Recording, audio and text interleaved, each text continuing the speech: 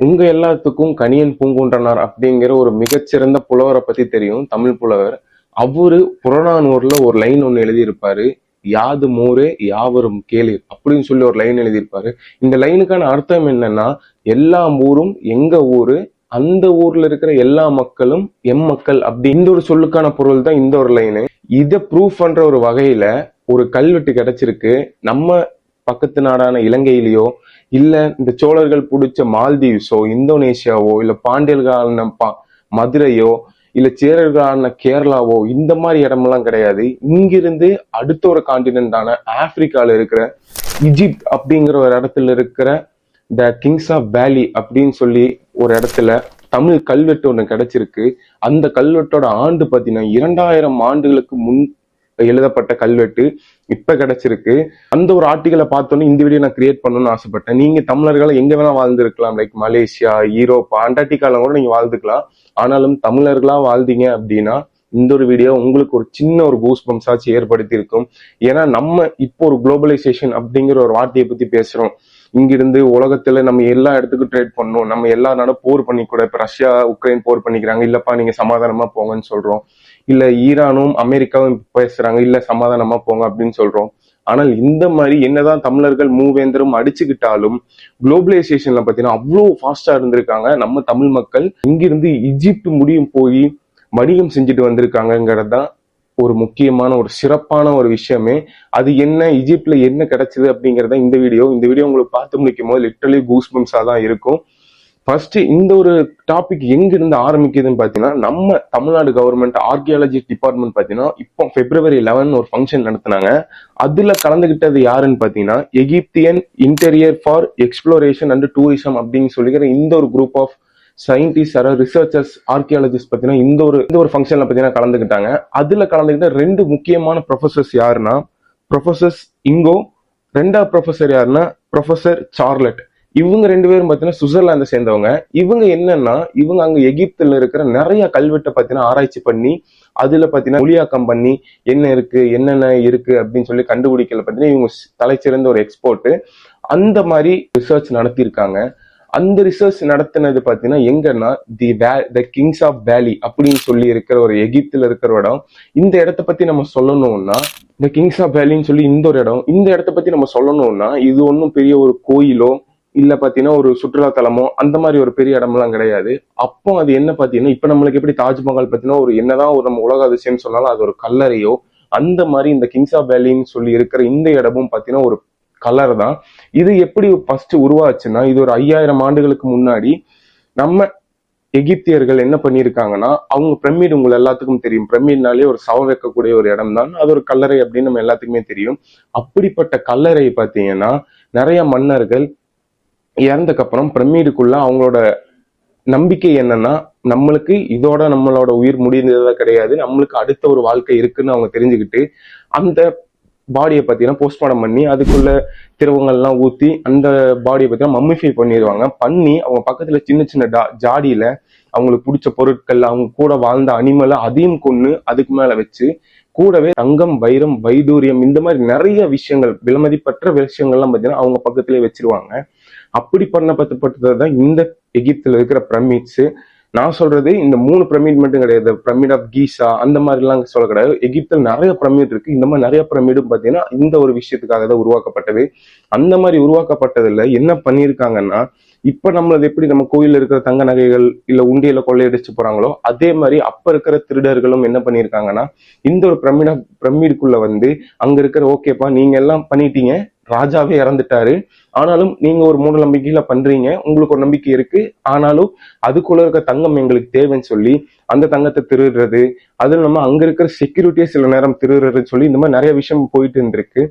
அதுல இருந்து ஒரு 1000 வருஷம் கழிச்சு இப்ப இருந்து ஒரு 4000 வருஷத்துக்கு முன்னாடி இருக்கிற மன்னர்கள் என்ன பண்ணிருக்காங்கன்னா, அதாவது கிறிஸ்து பிறப்பதற்கு முன், ஜீசஸுக்கு முன்னாடி இந்த கிங்ஸ் ஆஃப் வேலிங்கிற இந்த ஒரு இடத்த அமைச்சிருக்காங்க. இந்த இடம் என்னன்னா ஒரு பெரிய சாண்ட் மவுண்டன், ஒரு மண் நிறைந்த ஒரு மலையில உள்ள குடைஞ்சு அதுக்குள்ள பாத்தீங்கன்னா இந்த மம்மியை வைப்பாங்க.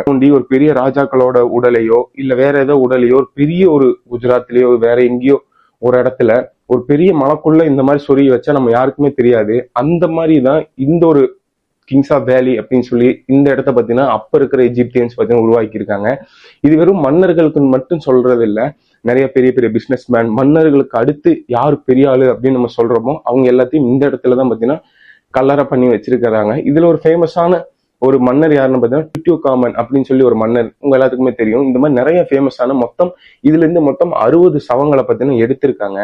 இப்படிப்பட்ட இந்த வேலி எங்க இருக்குன்னா நம்ம நைல் நதி உங்களுக்கு தெரியும் நினைக்கிறேன், எஜிப்ட்ல இருக்க நைல் நதி. அது இல்லைன்னா எஜிப்டே இல்லை. அந்த மாதிரி ஒரு நைல் நதி பக்கத்துல இருக்கிற வெஸ்ட் சைட்ல தான் இந்த கிங்ஸ் ஆஃப் வேலிங்கிற இந்த ஒரு இடம் அமைஞ்சிருக்கு. அதுக்கப்புறம் பாத்தீங்கன்னா இந்த ஒரு இறாலாம் முடிஞ்சு ரோமன்ஸ் பாத்தீங்கன்னா எஜிப்ட பாத்தீங்கன்னா ஆள்றாங்க. எப்போன்னா 2000 காலகட்டம். அப்ப நம்ம தமிழ்நாட்டை யார் ஆண்டுட்டு இருக்கிறாங்கன்னு பாத்தீங்கன்னா மூவேந்தர்கள் நம்ம தமிழ்நாட்டை ஆண்டுட்டு இருக்காங்க. சோழா சைட்ல இருந்து யார் ஆண்டுட்டு இருந்தான்னு பாத்தீங்கன்னா கரிகால சோழன். சேரர்கள் சைட்ல இருந்து யாரு ஆண்டுட்டு இருக்கான்னு பாத்தீங்கன்னா சேரன் செங்குட்டுவன். பாண்டியா சைட்ல இருந்து யார் ஆண்டுட்டு இருக்காங்க நெடுஞ்செழியன், 2ஆம் நெடுஞ்செழியன் பாத்தீங்கன்னா நம்ம தமிழ்நாட்டை ஆண்டுட்டு இருந்திருக்காரு. இந்த ஒரு 3 பேத்துல இருந்துதான் ஏதோ ஒரு வணிகர் பாத்தீங்கன்னா இங்கிருந்து அங்க எஜிப்ட்ல போய் அந்த ஒரு கல்வெட்டை பாத்தீங்கன்னா பதிச்சிருக்கணும்.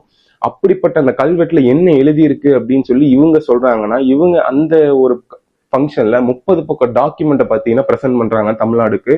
அப்படிப்பட்ட அந்த டாக்குமெண்ட்ல தான் இந்த ஒரு தமிழ் எபிகிராஃபி இருக்கு. இது ஒரு கல்வெட்டு பாத்தீங்கன்னா எஜிப்ட்ல இருக்கு அப்படின்னு சொல்லி சொல்றாங்க. இந்த கல்வெட்டு பாத்தீங்கன்னா தமிழ் பிராமி, அதாவது நம்ம தமிழ் எழுத்துலதான் ஃபுல் ஸ்கிரிப்டுமே அங்க இருந்திருக்கு. அதுல என்ன எழுதிருக்குன்னு பாத்தீங்கன்னா சிகை கொற்றன் வந்தான் கண்டான் அப்படின்னு சொல்லி இந்த ஒரு லைன் பாத்தீங்கன்னா அங்க இருக்கிற தமிழ் கல்வெட்டுகள்ல 5 பிரமிழ்ல 8 முறை பாத்தீங்கன்னா எழுத்து பாத்தீங்கன்னா எழுதப்பட்டிருந்திருக்கு.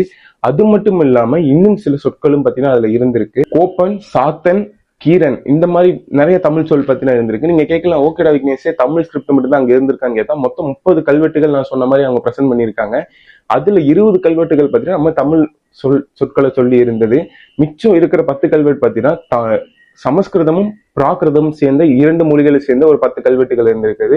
இதுல நம்ம மெஜாரிட்டியான இது என்னன்னா நம்ம தமிழ் கல்வெட்டுகள் தான்.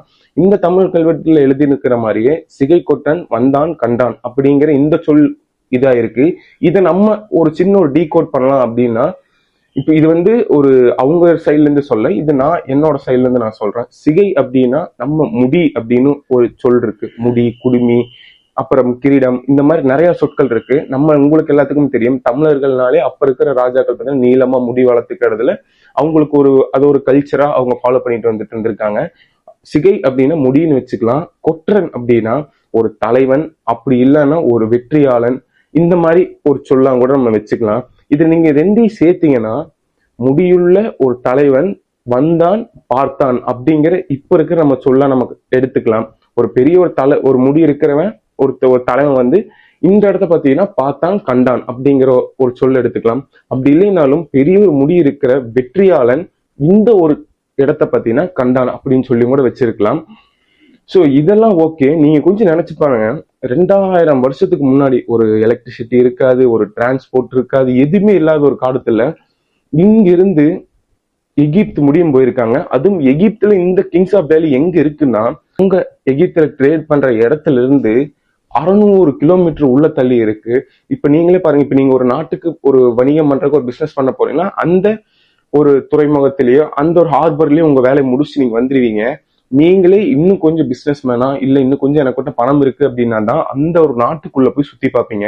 இப்ப தமிழர்கள் பார்த்தீங்கன்னா எந்த அளவுக்கு ஒரு பணக்காரனா இருந்திருக்கலாம் அப்படிங்கிறதுக்கான ஒரு சின்ன ஒரு எடுத்துக்காட்டு தான் இந்த ஒரு விஷயம். இங்கிருந்து ஒரு 600 கிலோமீட்டருக்கு உள்ள போகும்போது நிறைய பக்கம் எழுதியிருப்பாங்க. ஆனா இது இன்னும் நிறைய இருக்கலாம், இல்லாமையும் இருக்கலாம். ஸோ இன்னும் கண்டுபிடிக்கிறதுக்கு இன்னும் டைம் ஆகும்.